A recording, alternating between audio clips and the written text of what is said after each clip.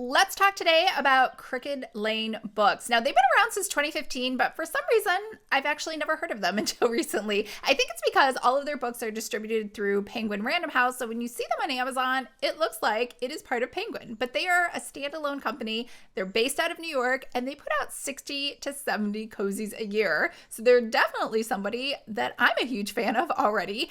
And today I will be going over 9 new releases coming out this year that I'm super excited about.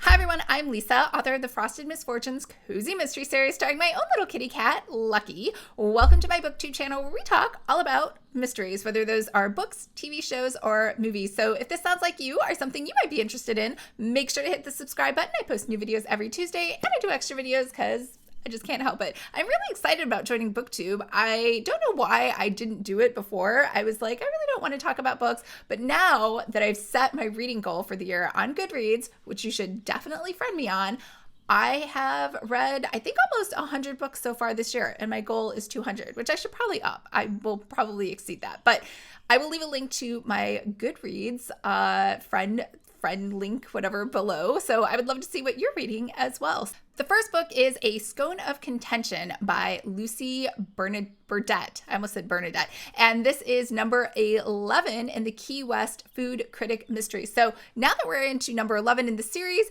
this woman in the series is actually on her honeymoon with somebody. I won't spoil it for you because I actually haven't read any of these, but I am excited for this one because they are in Scotland. So it's not an international mystery, but this particular book happens to be. They're on their honeymoon, but somehow his family ends up joining, and it's a cozy. Why not just bring all the characters you already know with you on their honeymoon? And so there are 2 seemingly unconnected murders. So first they see a guy fall from the Ferris wheel. And then the second one is they have a dinner party and one of the guests is poisoned. So they are now putting their honeymoon on hold so they can figure out who murdered these people. The next one is A Cajun Kiss of Death by Ellen Byron. This is number 7 in the Cajun Country Mysteries. So there's a celebrity Cajun, I know, big surprise, chef in town, and he's announced that he is opening up a new Cajun-themed restaurant. So her friend owns an oyster bar, which I guess is also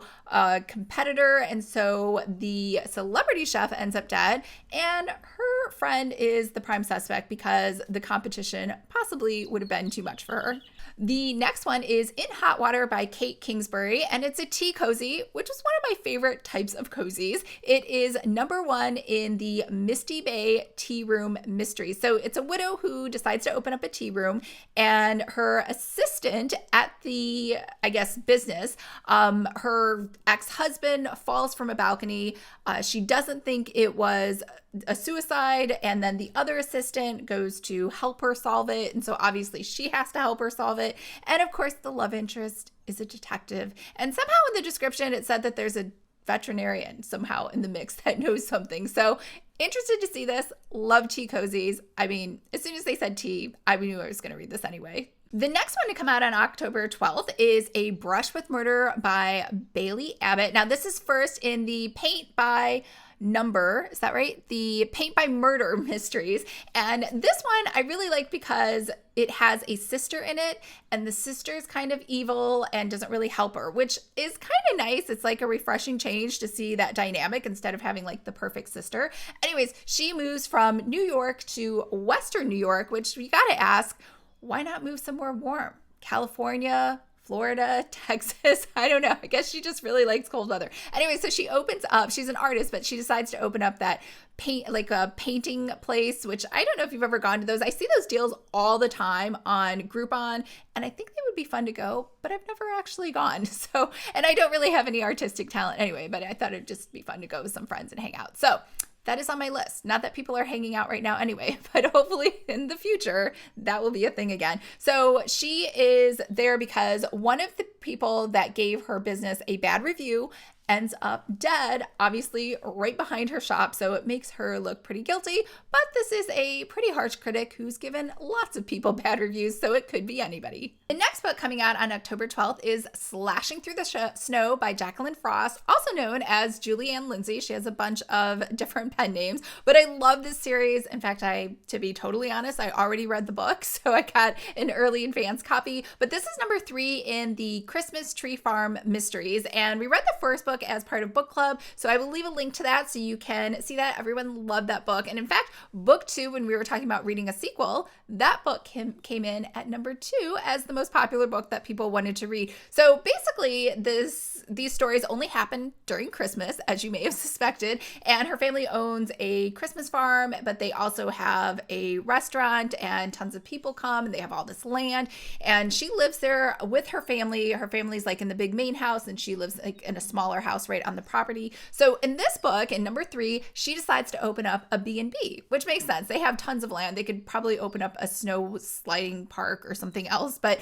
she has a critic, just like the other book, that leaves a bad review and then ends up dead. The next one coming out on October 12th is Mango, Mambo, and Murder by, and I want to get this right, Raquel V. Reyes. This is first in the Caribbean Kitchen Mystery Series. It pained me to stop reading that book to record this video because that book was so good. I just started. I got an advance copy of it. You're going to love it. It is literally, I'm only like 3 chapters in, but it is like one of the best cozies I've read so far. So really excited about that book. Basically, it is a woman who is a food anthropologist, which I guess is like the study of food. I don't even know who would pay you to do that as a job, I guess, if you are going to work for the Food Network or something. But anyways, she decides to take a break, and her mother-in-law has bought her a house in Miami, like 3 doors down from her. The mother-in-law is kind of like that evil mother-in-law, the controlling, and it sounds like the husband's like a mama's boy or whatever, and that's why they've moved down there. She's supposed to take the year off and then take care of their son because I think he'll be in school the next year. They didn't really say yet how old he is, but her friend gives her a job at the TV station, and she only has to work 1 day a week just doing a cooking show. And so this is like the best of both worlds for her, and obviously the mother-in-law watches the baby for her. But the whole thing is, the first scene is there's actually 2 murders that happen in this book. So she goes to a luncheon, and then one of the socialites drops dead at the luncheon. And then the reason that she's at the luncheon too is because her friend is trying to convince her that she needs to network more and get in with like the important people in Miami so that she can get her son into the best preschool or whatever schools. And then the second murder happens on the talk show. One of the talk show hosts at the news center drops dead. So don't want to give too much away. I can say though, definitely put this book on your TBR for the year. The next one coming out, and last one on October 12th on the list, is Once Upon a Seaside Murder by Maggie Blackburn. This is number 2 in the Beach Reads Mysteries. Now, Beach Read is actually a bookstore of romance books. So the main character, her mom runs the bookstore, but she dies of a heart attack suddenly. So in book 1, she has to come home. She is going to shut down the bookstore, but instead decides to keep running it. I'm guessing. I didn't read book 1. And so in this book, she learns like a secret about her mom from the past. There's a novelist who, I guess there's like, obviously it's a library, or not a library, it's a bookstore. So they have a book club that they host. And one of the Cozy Mystery writers based one of her books on a true crime. And this true crime just happened to be one that her mom, I guess, was obsessed with. She finds newspaper clippings and photographs from the murder. So she's not really sure what her mom's connection is, or if she was just interested in it, especially because it's a romance bookstore. So it's not a mystery bookstore. And she is now trying to figure out what the connection is. All 5 of those came out on October 12th. We're now moving on to a new date. So the next book comes out on November 9th.